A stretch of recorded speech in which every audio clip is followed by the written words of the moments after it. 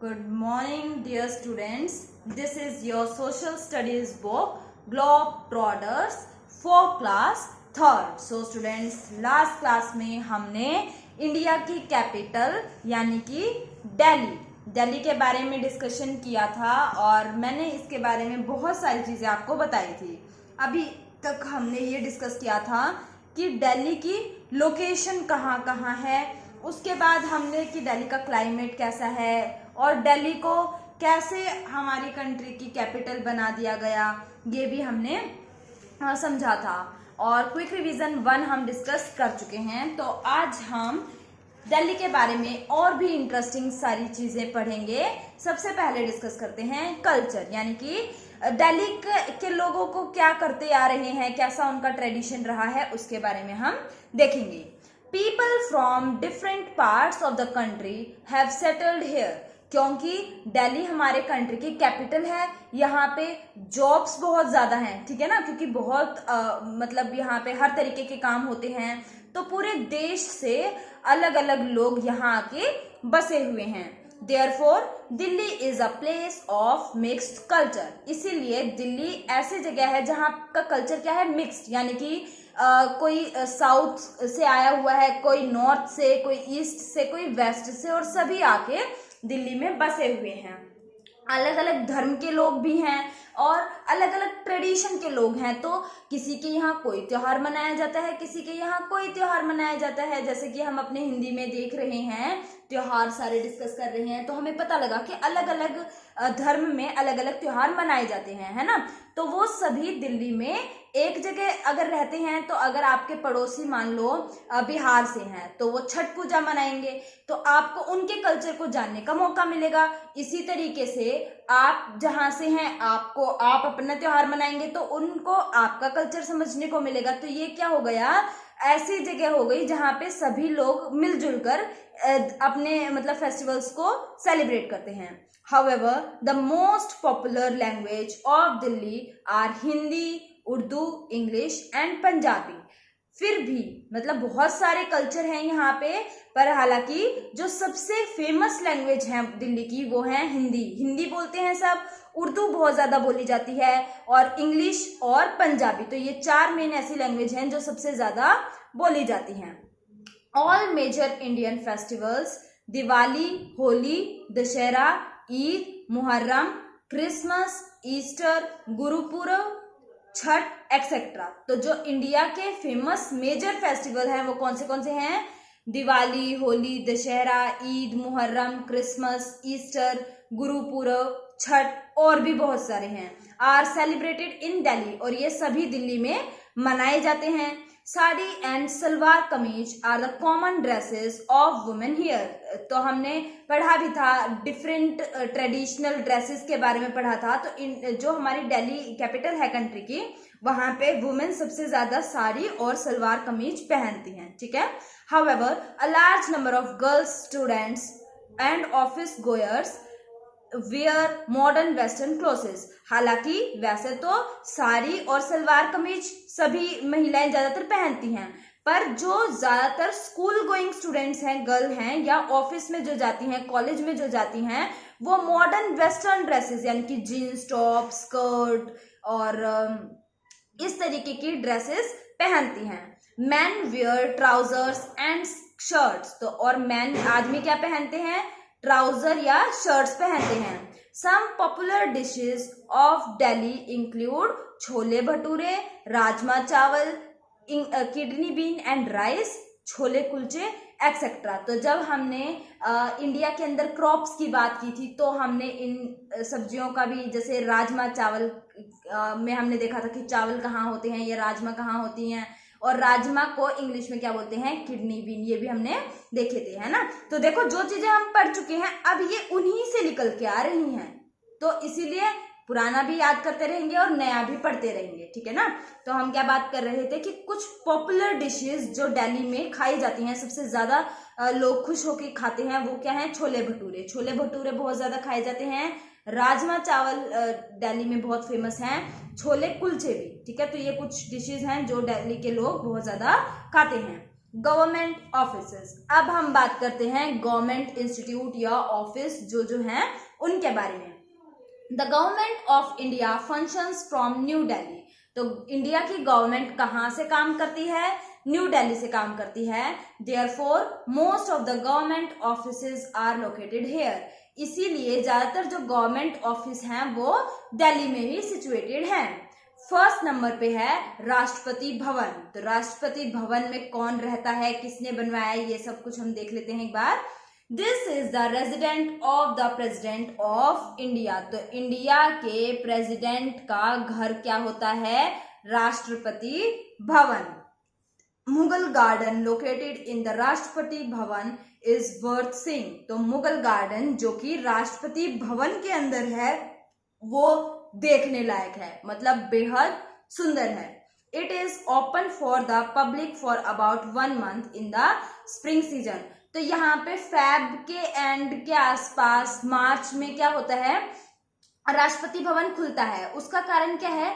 जैन में ठंड होती है और जैसे ही थोड़ी सी गर्मी आती है तो यहाँ पे फ्लावर्स बहुत ज्यादा, दुनिया की सबसे जो अलग अलग प्रकार के फूल हैं यहाँ खिलते हैं। बहुत सुंदर होता है नजारा ये देखने के लिए।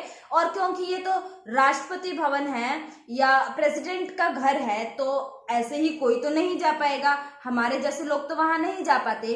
पर महीने में पूरे साल में 1 महीना ऐसा रखा जाता है, फेब से मार्च के बीच में होता है ये टाइम, जब मुगल गार्डन पब्लिक के लिए ओपन होता है, यानी कि कोई भी वहां जाके देख सकता है। कैसे? मतलब ऑनलाइन कुछ रजिस्ट्रेशन होता है, इसके लिए कुछ फीस चार्ज की जाती है। आई थिंक 50-60 रुपये ऐसे कुछ है, या फिर 150 के अराउंड होगा, मुझे इतना कंफर्म नहीं पता। पर एक छोटे से फीस चार्ज की जाती है और शायद फ्री भी हो, पर आपको रजिस्ट्रेशन जरूर करवाना पड़ता है। बिना रजिस्ट्रेशन के आप नहीं जा सकते, क्योंकि सिक्योरिटी रीजन, क्योंकि हमारे देश के प्रेसिडेंट हैं, ऐसे तो कोई भी चले जाएगा, है ना। तो थोड़ा सिक्योरिटी रीजन की वजह से आपके आईडी प्रूफ वगैरह आपसे मांगे जाते हैं और आप इसको देख सकते हैं। और ये स्प्रिंग सीजन होता है जब ये खुलता है, ठीक है ना, क्योंकि फूल उसी टाइम पे खिलते हैं। तो ये था राष्ट्रपति भवन, किसका घर था? प्रेसिडेंट ऑफ इंडिया का। अब हम देखते हैं पार्लियामेंट हाउस। तो ये एक बेहद इंपॉर्टेंट हाउस है जिसके बारे में आपको हमेशा सुनते रहने को मिलेगा, ठीक है ना। देखते हैं। This is a circular building. तो जैसा कि आपको फिगर में दिखाई दे रहा है, ये गोल बिल्डिंग है, सर्कुलर बिल्डिंग है, सिचुएटेड नियर द राष्ट्रपति भवन, और राष्ट्रपति भवन के पास में ही है लोकेटेड, ठीक है। The sessions of the Lok Sabha and the Rajya Sabha are held in the building. जो सेशन होते हैं, सेशन का मतलब क्या होता है? मीटिंग होती है, ठीक है ना, of the Lok Sabha and the Rajya Sabha. Lok Sabha और राज्यसभा की जो मीटिंग होती है वो पार्लियामेंट हाउस, संसद जिसको हिंदी में बोलते हैं, यहीं पे होती है, ठीक है। और ये राष्ट्रपति भवन के पास में ही है। तो हमने 2 बिल्डिंग देख ली जो कि गवर्नमेंट ऑफिस है, राष्ट्रपति भवन और पार्लियामेंट हाउस। अब हम देख लेते हैं एक थर्ड बिल्डिंग जो कि है central secretariat. The government of India has its office of all the ministers here. तो सेंट्रल सेक्रेटरीट में क्या है? गवर्नमेंट ऑफ इंडिया का ऑफिस है सभी मिनिस्टर का, यानी कि जितने भी मिनिस्टर हैं उन सभी का ऑफिस कहाँ है? सेंट्रल सेक्रेटरीट, वो यहाँ बैठते हैं, ठीक है। इट हैज 2 ब्लॉक्स, और इसके 2 ब्लॉक हैं। First is north block and the south block. तो एक नॉर्थ ब्लॉक है, एक साउथ ब्लॉक है। The prime minister's office is in the south block, और जो प्राइम मिनिस्टर का ऑफिस है वो कहाँ पे है? साउथ ब्लॉक में है, ठीक है। तो जितने भी हमारे मिनिस्टर हैं वो सब सेंट्रल सेक्रेटरीट में ही उनका ऑफिस है। और सेंट्रल सेक्रेटरीट के 2 पार्ट हैं, एक नॉर्थ ब्लॉक, एक साउथ ब्लॉक। प्रेसिडेंट जो हमारे प्राइम मिनिस्टर हैं वो साउथ ब्लॉक में उनका ऑफिस है, ठीक है। Offices of the government of other countries are also located in Delhi. तो देखो, ये तो हमारी कंट्री के थे, जैसे प्राइम मिनिस्टर हो गए, ठीक है, प्रेसिडेंट हो गए, और पार्लियामेंट हाउस के जितने भी मेंबर हो गए यानी कि मिनिस्टर्स, ये सभी तो इंडिया के हुए। जो गवर्नमेंट के ऑफिस हैं किनके? दूसरी कंट्रीज के, वो भी कहाँ सिचुएटेड है? दिल्ली में। यानी कि जैसे जो फॉरेन से जो हमारे यहाँ पे डिपार्टमेंट में आए हुए हैं, बहुत सारे सर्विसेज ऐसी होती हैं जैसे कि पाकिस्तान का एक मेंबर होगा जो कि यहाँ के और पाकिस्तान के रिश्तों को सुलझाने की कोशिश करेगा, ठीक है ना। तो इस तरीके के बहुत सारे पोस्ट होती हैं जो कि आप आगे क्लासेस में सीखेंगे, तो वो भी दिल्ली में ही रहते हैं। Offices of the government of other countries, दूसरी कंट्री के जो गवर्नमेंट के जो लोग होते हैं उनके जो ऑफिस हैं वो भी दिल्ली में ही लोकेटेड हैं। They are known as embassies and the high commission, तो उनको क्या बोला जाता है, एम्बेसी और हाई कमीशन बोला जाता है। तो उनके ऑफिस भी कहाँ पे हैं, दिल्ली में ही हैं। अब दिल्ली में इंडस्ट्री कौन सी है, Delhi is an industrial city, तो दिल्ली में भी बहुत सारे उद्योग हैं, तो इसीलिए उसको उद्योगों का शहर भी बोला जाता है। Delhi is an industrial city. There are many small and medium scale industries located in and around Delhi, तो बहुत सारे छोटे और मीडियम स्केल के बिजनेस इंडस्ट्रीज यहाँ लोकेटेड हैं दिल्ली के अंदर भी और इसके आसपास भी। जैसे कि अगर गुड़गांव, मानेसर, ये दिल्ली के आसपास के एरिया हैं, वहां पे भी काफी सारे इंडस्ट्रीज लोकेटेड हैं, जैसे कि मारुति वगैरह की जो कार वगैरह बनाते हैं, बाइक्स बनाते हैं। तो इस तरीके के बहुत सारे काम दिल्ली और दिल्ली के आसपास के एरिया में होते हैं। These industries include textile, leather, goods, handicrafts, bicycle, automobile parts, television etcetera. तो इन कंट्रीज के अंदर कौन कौन आते हैं, टेक्सटाइल यानी कि जो कि कपड़े से रिलेटेड काम हो जाता है, जो दरी बनाने का काम होता है, कर्टेन हो गए, जो क्या बोलते हैं हम, क्विल्ट हो गई, रजाई जिसको हम कह सकते हैं, ठीक है ना। तो पर्दे, रजाइयाँ, ये सब भी कहाँ पे बनाई जाती हैं, पानीपत, जिसको हब बोला जाता है टेक्सटाइल मार्केट का। और लेदर गुड्स हो गए या फिर हैंडीक्राफ्ट, हाथ का जो सामान हो गया, बाइसिकल, ऑटोमोबाइल पार्ट यानी कि जैसे कार के पार्ट हो गए, ऑटो के पार्ट हो गए, और बाइक्स वगैरह के पार्ट बनाने का काम भी बहुत सारी इंडस्ट्रीज उससे रिलेटेड भी हैं, टीवी बनाने के काम और भी बहुत सारे उद्योग इस तरीके के कहाँ पे हैं, दिल्ली में और इसके आसपास के एरिया में। अब देख लेते हैं दिल्ली में ट्रांसपोर्टेशन सिस्टम। तो ये देख के आपको समझ तो आ ही गया होगा ये किसका पिक्चर है, ये है मेट्रो। और मेट्रो कहाँ पे है, दिल्ली में। और दिल्ली में क्योंकि मेट्रो है इसीलिए हम इसको मेट्रोपॉलिटन सिटी भी कहते हैं, ठीक है ना।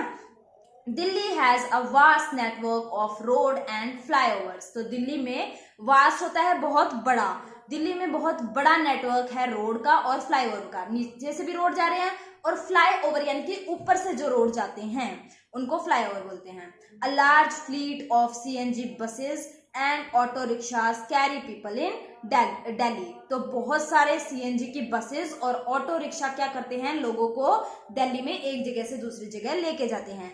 Besides Delhi has a highly advanced metro rail system which has made traveling within Delhi NCR much easier, faster and comfortable. इसके साथ साथ दिल्ली में एक बहुत ही एडवांस, बहुत ज़्यादा एडवांस लेवल का मेट्रो रेल सिस्टम है। जैसे पूरी कंट्री में ट्रेन चलती हैं, इसी तरीके में दिल्ली में ट्रेन भी चलती है और स्पेशल ट्रेन जिनको मेट्रो ट्रेन बोला जाता है जो कि बहुत ज़्यादा स्पीड से चलती हैं, ठीक है ना।